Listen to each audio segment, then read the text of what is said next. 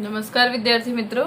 इसके पहले वाले वीडियो में हमने पुनः मूल्यांकन खाता कैसे तैयार होता है, उसमें कौन कौन सी एंट्री आती हैं, उस बारे में हमने चर्चा की थी आपको, और रोज नामचा के बारे में भी बताया था। अब इसके बड़े सवाल जो एग्ज़ाम में तो नहीं आते हैं, बट जो आप इस चैप्टर में सीख लोगे बड़े सवाल, तो वो आपको चैप्टर नंबर 5 प्रवेश और चैप्टर नंबर 6 निवृत्ति, इसमें बहुत काम करेंगे क्योंकि पूरा ही चैप्टर इस पर डिपेंड है। तो इस चैप्टर में हम कुछ सवाल, इसके बड़े सवाल सीखेंगे, जिसमें पुनः मूल्यांकन खाता किस तरह तैयार होता है, उसके बाद उसकी पक्की तलपट कैसे बनाते हैं वो हम सीखेंगे।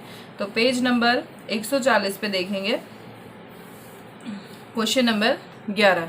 मंजू, प्रभा और मीना एक साझेदारी पेढ़ी के साझेदार हैं। उनके लाभ हानि वितरण का प्रमाण 5-3-2 है। वे लाभ हानि वितरण का प्रमाण बदलकर 3-2-1 करना चाहती हैं। मतलब ये प्रमाण जो हमें दे रखा है वो पुराना प्रमाण है और नया प्रमाण आपका है 3-2-1। इसलिए उन्होंने अपनी पेढ़ी की संपत्ति और दायित्वों का पुनः मूल्यांकन करना निश्चित किया है। निम्नलिखित माहिती से पेढ़ी की बही में पुनः मूल्यांकन खाता तैयार करो और पुनः मूल्यांकन बाद की पक्की तलपट तैयार करना है। यानी हमें पुनः मूल्यांकन खाता बनाना है, उसकी पक्की तलपट भी बनाना है। तो इसके लिए हमें साझेदार का पूंजी खाता भी बनाना पड़ेगा अलग, और यहाँ इस सवाल में आपको चालू खाता भी दिया है तो हम चालू खाता भी तैयार करेंगे। मतलब कुल मिला के 4 खाते हमारे तैयार होंगे: पुनः मूल्यांकन खाता, पूंजी खाता, चालू खाता और पक्की तलपट। तो जैसे हम वार्षिक हिसाब में शुरुआत करते थे कि समायोजन पढ़कर और टिक मार्क करते थे, वैसे इस सवाल में भी यही काम करेंगे कि जो जिससे एंट्री समायोजन की रिलेटेड है पहले हम उसके टिक मार्क कर लेंगे। पहले समायोजन है जमीन मकान में वृद्धि करनी है तो हम जमीन मकान पे टिक मार्क कर लेंगे। फर्नीचर घटाना है आपको तो फर्नीचर। यंत्र 80% रखना है तो यंत्र पे टिक मार्क करेंगे। अंतिम स्टॉक की बही कीमत, तो अंतिम स्टॉक हम यहाँ पर टिक मार्क करेंगे। फिर दिया है देनदारों पर कुल 2500 की डूबे ऋण अनामत का प्रावधान करना है तो हम देनदार पे टिक मार्क करेंगे। लेनदारों में से 3000 को लेनदार चुकाना नहीं है तो लेनदार पे टिक मार्क, और बैंक लोन है 3 मास का ब्याज चुकाना है तो बैंक लोन पे टिक मार्क करेंगे। अब सवाल की शुरुआत करेंगे। तो सबसे पहले हम संपत्ति लेना की तरफ से जितनी एंट्रियां हमको यहाँ पर लिखनी है, हमको एंट्रियां करनी है, वो पहले हम कर लेंगे।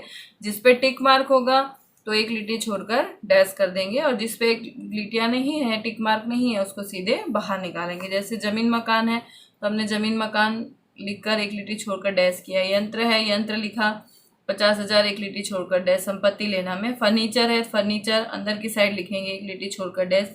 विनियोग पे कोई टिक मार्क नहीं है तो विनियोग हमने सीधे बाहर ले लिया।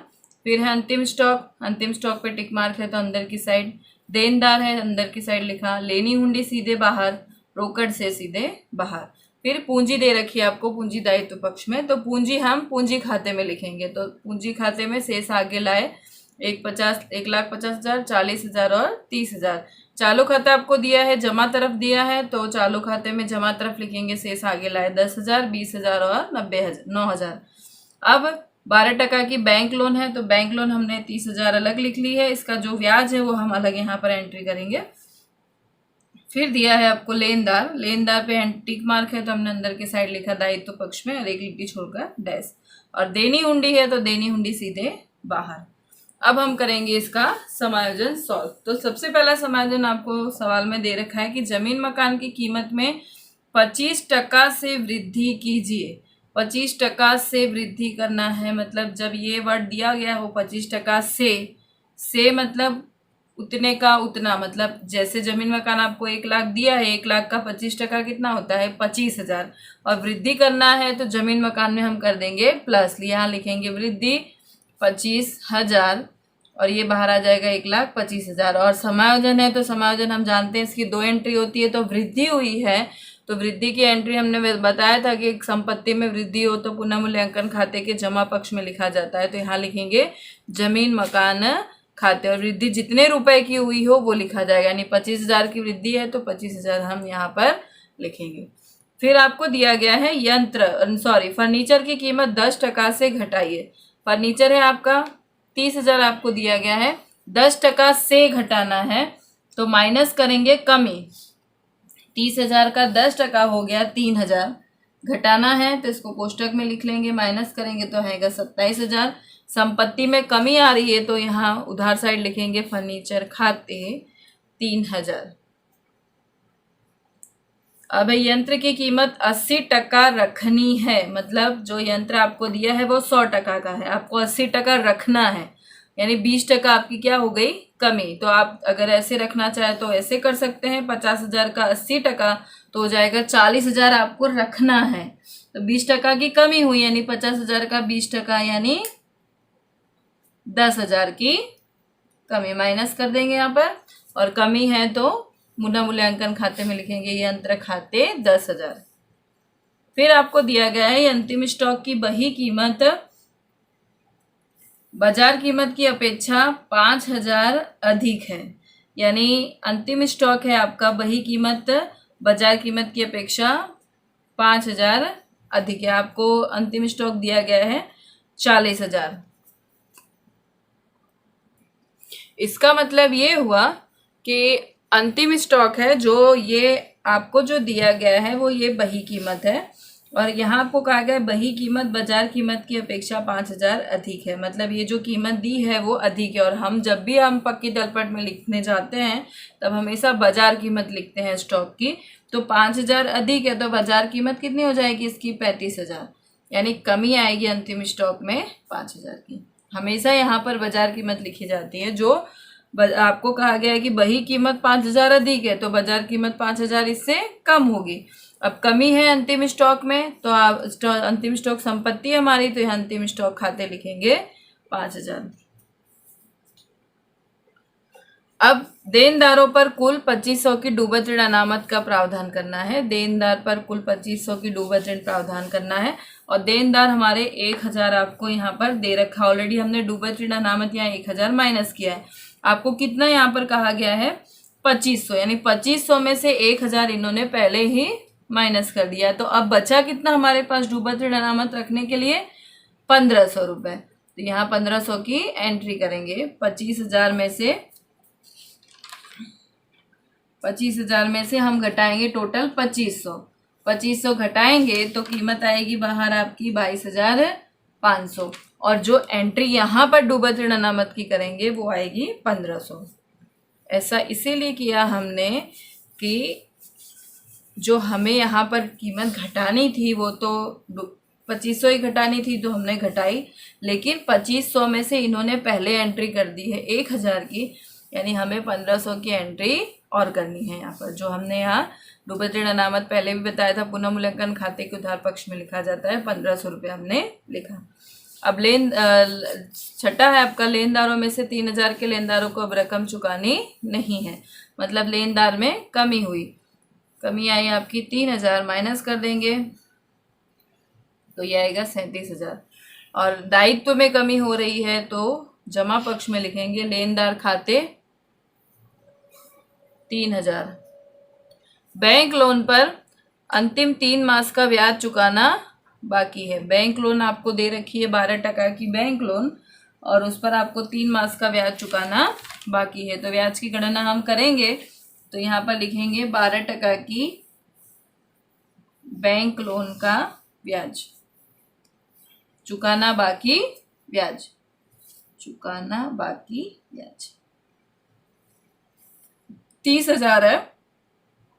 30,000 का आपको 12% दिया गया है, और 3 मास का हम निकालेंगे तो 30,000 गुणे 12% गुणे 3/12, तो रकम आएगी आपकी 900 रुपये। 900 रुपये का ब्याज चुकाना बाकी आपका दायित्व है, और दायित्व में वृद्धि हो रही है तो यहाँ पर पुनः मूल्यांकन के उधार पक्ष में लिखेंगे बैंक लोन पर चुकाना बाकी ब्याज, यह आएगा 900 रुपये। अब आपकी सारी एंट्री यहाँ पर कंप्लीट हो गई। अंदर कुछ भी गर्भित एंट्री भी आपको दे नहीं रखी है, गर्भित समायोजन भी नहीं है, आपने सारे समायोजन कंप्लीट कर लिए। तो सबसे पहले इसमें पुनः मूल्यांकन खाते का टोटल करते हैं। तो यहाँ पर अप्रोक्सीमेटली जमा साइड का टोटल ज़्यादा है, तो यहाँ पर लिखेंगे ये 28,000 इसका टोटल आएगा।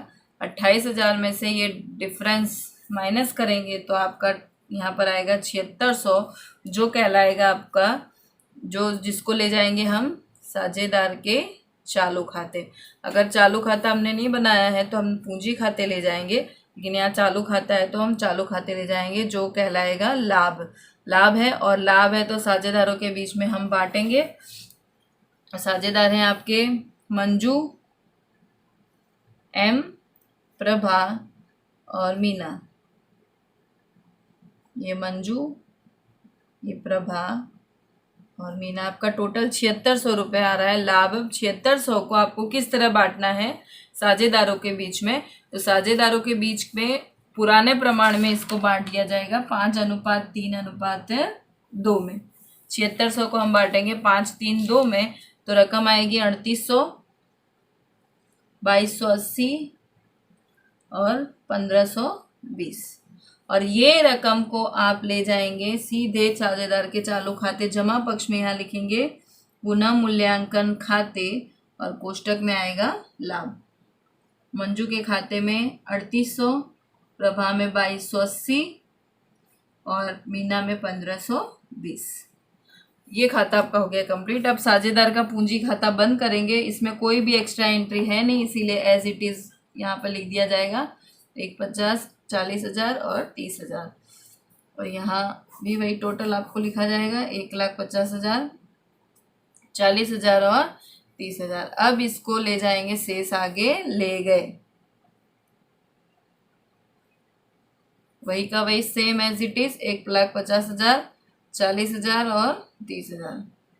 और इसको हम ले जाएंगे पक्की तलपट में पूंजी दायित्व पक्ष में। यहाँ लिखी जाएगी पूंजी मंजू की 1,50,000, प्रभा की 40,000 और मीना की 30,000। तो टोटल इसका आएगा आपका 2,20,000। अब हम चालू खाता बंद करेंगे, तो चालू खाते का टोटल लगाएंगे। क्योंकि उधार साइड कोई एंट्री है नहीं, इसीलिए जमा साइड का पहले टोटल लगा दिया जाएगा। तो ये आएगा 13,800, 22,280, 10,520। यहाँ पर भी एज इट इज 13,800, 22,280, 10,520। और यहाँ लिखेंगे शेष आगे ले गए 13,800, 22,280 और 10,520। अब ये चालू खाते का बाकी है जो वो जमा बाकी की तरफ से आया, तो जमा साइड ही लिखा जाएगा। यहाँ लिखा जाएगा चालू खाता। तीनों की जमा बाकी आई है, तो तीनों का यहाँ लिख दिया जाएगा। ये मंजू का 13,800, प्रभा का 22,280 और मीना का 10,520। और इसका टोटल लगा देंगे हम, और टोटल आपका आएगा 46,600। अब हम बंद करेंगे पक्की तलपट। और एक बार बंद करने से पहले हम ये देख लेंगे कि सारी एंट्री हमारे अंदर बाहर निकल गई है कि नहीं, प्लस माइनस हमने कर दिया है कि नहीं। तो इसका टोटल करने पर इसका टोटल आ रहा है हमारा 3,44,500। और टोटल जो है वो सेम आना चाहिए दोनों का। अगर सेम नहीं आता है तो हमने कहीं ना कहीं गड़बड़ी की है, यानी हमने सवाल में मतलब गिनती करने में गड़बड़ी की है। ये आपका पुनः मूल्यांकन खाते के बड़े सवाल हैं। इसमें से 4 खाते या 5 खाते तैयार होंगे जब हम प्रवेश और निवृत्ति सीखेंगे तब। एक खाता और इन्वॉल्व होगा, रोकड़ खाता, लेकिन वो जब हम चैप्टर नंबर 5 चलाएंगे तो उसमें बताएंगे रोकड़ खाता कैसे तैयार किया जाता है। ये तो मात्र पुनः मूल्यांकन खाते के बाद पक्की तलपट कैसा तैयार किया जाता है वो बताया गया है आपको। तो ये आपका क्वेश्चन नंबर 11 है जो कंप्लीट होता है।